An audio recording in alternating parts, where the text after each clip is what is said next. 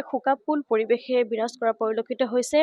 যিহেতু খন্তেক পিছতেই বিৰুবালা ৰাভাৰ যি নশ্বৰ দেহ আহি তেওঁৰ এইখন বাসগৃহত উপস্থিত হ'ব, তাৰ বাবে এনেদৰে এতিয়া শোকাকুল পৰিৱেশে বিৰাজ কৰা পৰিলক্ষিত হৈছে। সকলোৱে আৱেগিক হৈছে, যিহেতু অতি সাহসী, দুৰ্দান্ত এগৰাকী সাহসী মহিলা আছিল যি বিৰুবালা ৰাভা, পদ্মশ্ৰী বিৰুবালা ৰাভা। তেওঁৰ বিভিন্ন দল সংগঠনৰ পৰা ইতিমধ্যে তেওঁ বহু বঁটা তেওঁ লাভ কৰিবলৈ সক্ষম হৈছে। ভাৰত চৰকাৰৰ পৰা তেওঁ যি পদ্মশ্ৰী 2021 চনত পদ্মশ্ৰী বঁটাও লাভ কৰিছে। আৰু ক'ব লাগিব, যিহেতু 2015 চনত তেওঁ মিছন বিৰুবালা তেওঁ আৰম্ভ কৰিছিল, আৰু মিছন বিৰুবালাৰ জৰিয়তে আচলতে বহু ৰাজ্যৰ বহু যি নিৰ্যাতিত মহিলা, ডাইনী সন্দেহত যে গাঁৱৰ ৰাইজে বা অন্য লোকে যি নিৰ্যাতন কৰিছিল মহিলাসকলক, তেওঁলোকৰ তেওঁ প্ৰাণ ৰক্ষা কৰিছিল, তেওঁলোকক উদ্ধাৰ কৰিছিল যি বিৰুবালা ৰাভাই মিছন বিৰুবালাৰ জৰিয়তে। তেনেধৰণৰ এগৰাকী ভুক্তভোগী মহিলা আমাৰ লগত আছে। লগতে বৰ্তমান তেওঁৰ সক্ৰিয় সদস্য বুলি ক'ব লাগিব মিছন বিৰুবালাৰ। তেওঁ যি বিৰুবালা ৰাভা বাইদেউৰ লগত তেওঁ অৰ্থৱৰ্তভাৱে জড়িত। তেওঁ সদায় বিৰুবালা বাইদেউৰ লগতে তেওঁ ৰাইজৰ হকে কাম কৰি আছে। কথা পাতিবলৈ যত্ন কৰিম। বাইদেউ, আপোনাৰ ওচৰত আহিছোঁ মই, যিহেতু বিৰুবালা বাইদেউ আমাৰ ওচৰৰ পৰা আজি হেৰাই গ'ল, অজান দেশলৈ তেওঁ গুচি গ'ল। আপুনি বিৰুবালা বাইদেউৰ লগত ওতঃপ্ৰোতভাৱে লাগি আছে, তেওঁৰ সৈতে আপুনি লগ হৈ ৰাইজৰ সহায় কৰি আছে। আৰু এটা কথা ক'ব লাগিব, যিহেতু আপুনি এগৰাকী ভুক্তভোগী, আপোনাক উদ্ধাৰ কৰি আনিছিলে বাইদেৱে। বাইদেউ যেতিয়া মোক উদ্ধাৰ কৰিছিলে, যেতিয়া মই বহুত ডাঙৰ এটা আঘাত পাইছিলোঁ, বাইদেউ গৈ গাঁৱত বাইদেউ যোৱাৰ কাৰণে মই চেপ পাইছোঁ বহুত। আৰু যিবিলাক ডাইনী কোৱা এইবিলাক ক্ষেত্ৰত বাইদেৱে বহুত যুঁজিছিলে, আৰু বহুত সাহসী বাইদেৱে। আৰু বাইদেৱে কোনো ধৰণে ভয় খোৱা নাছিলে, সাহসী এজন মহিলা আছিলে। আৰু বাইদেউ সদায় আমাক কৈছিলে, অঞ্জলি হাজং, তুমি মোৰ লগত সদায় থাকিবা, কাম বন কৰি থাকিবা, তুমি বহুত সাহসী হ'ব। বাইদেউ সাহসীতে ময়ো সাহসী হ'লোঁ। বাইদেউ য'তে নাযাওক বাইদেউক মোক সদায় মাতি লৈ গৈছিলে।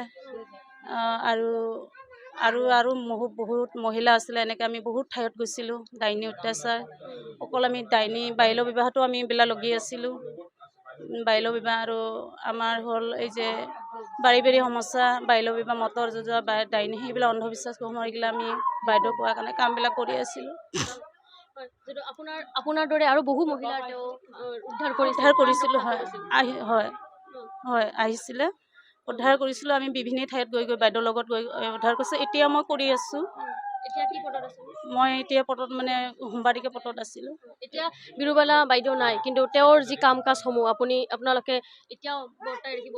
তেওঁৰ লগত আপুনি লাষ্ট কথা বা শেষ কথা নিশ্চয় মোক কৈছিলে, মোৰ ছোৱালী অঞ্জলি মা বুলিয়ে কৈছে, আৰু মা তুমি এটা কথা কৈছে, আৰু মূৰখন এনেকুৱা মোক ক'ব দিছিলে, আৰু কাপোৰ পিন্ধাই দিব দিছিলে ধুনীয়াকৈ। মই জেমচিত গৈ তাক ধুনীয়াকৈ জেমচি ক'লোঁ। তাৰপিছত মোক ক'লে যে মা, মোৰ কামখিনি ভালকৈ চলাই যাব, আৰু মোৰ আত্মা সদায় শান্তি থাকিবৰ কাৰণে চলাই যাব যিমান দিন। মই কৈছোঁ, বাইদেউ আপুনি টেনশ্যন নকৰিব, মই যিমান দিন আছোঁ মই কামখিনি চলাই যাম। আৰু কৈছে, মা মই এটা কথা কৈ যাওঁ, মোৰ কামটো, মোৰ দায়িত্ব, মোৰ মোৰ ছোৱালীজনৰ কমলি, তাৰ কন্যা সন্তান, তেওঁকজন কমলি ৰাভা, তেওঁকজন দে, আৰু আপোনালোক সদায় মোৰ কামটো চলাই যাব। মোক এইখিনি বাইদেউ কৈ থৈ গৈছে, বহুত ডাঙৰ কথা।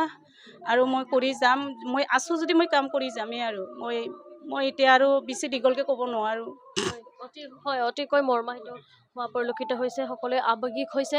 আৰু আমি তেওঁৰ লগত থকা যি মিছন বিৰুবালা আছে, মিছন বিৰুবালাৰ লগত জড়িত মহিলা আছে, তেওঁলোকৰ লগতো কথা পাতিবলৈ যত্ন কৰিম। বাইদেউ, আপোনালোকে বাইদেউৰ লগত, বিৰুবালা বাইদেউৰ লগত ওতঃপ্ৰোতভাৱে জড়িত, তেওঁৰ লগত আপোনালোকে কাম কৰি আছে, মহিলাসকলক বচাই আছে। আজি কি ক'ম এতিয়া, আমি বহুত দুখিত। এনেকুৱা এটা আজি সম্পদ নোহোৱা হ'ব, আমি এতিয়াও দুখিত। আমি যেনেকৈ বাইদেৱে কাম চলাই আছে, সেনেকৈ আমি আগবাঢ়ি যাম, সেনেকৈ আগবাঢ়ি যাম। বাইদেউ যদিও নাই, ছোৱালীক দিছে, ছোৱালীক আমি লগত ল'ম, লগত লৈ আমি সেনেকৈ আগবাঢ়ি যাম, এনেকৈ হেৰি কৰিম। আমি পূৰণ কৰিম, আমি ইচ্ছাখিনি পূৰণ কৰিম।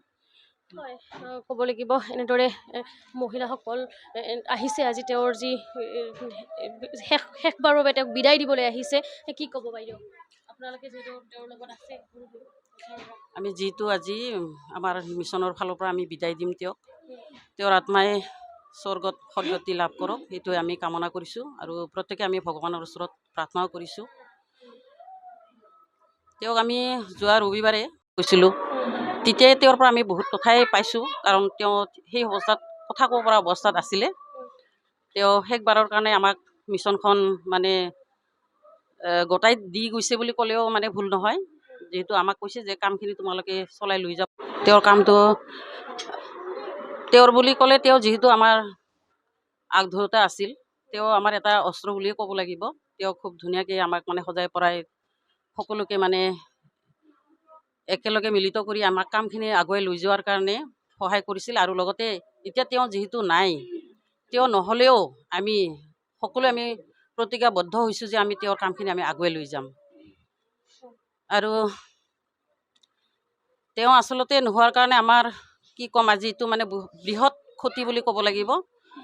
গোৱালপাৰা জিলাৰ যিহেতু এটা সম্পদ আছিল, এতিয়া ক্ষতি বুলি ক'লে অকল গোৱালপাৰাৰে নহয়, গোৱালপাৰা অসম তথা ভাৰতবৰ্ষৰে এইটো বৃহৎ এটা ক্ষতি, যিটো আৰু আমাৰ কোনোদিনে পূৰণ নহ'ব।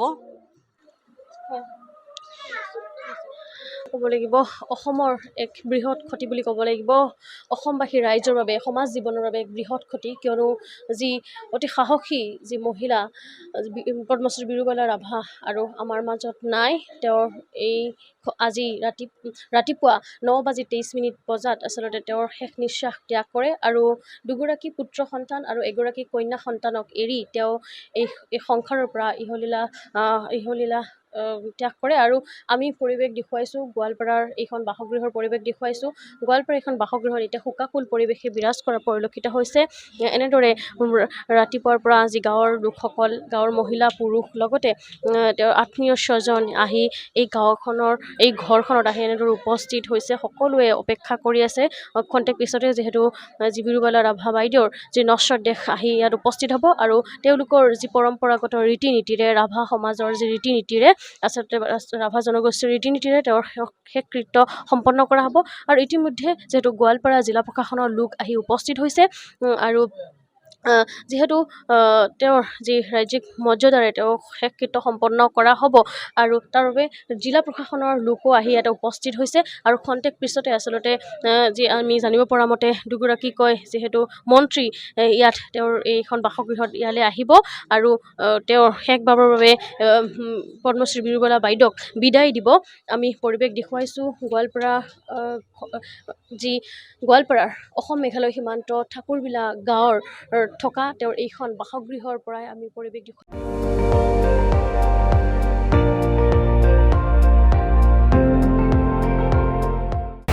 আপুনি চাই আছে ND24, সৰ্বশ্ৰেষ্ঠ নহয় সৰ্বোত্তমৰ দৌৰত।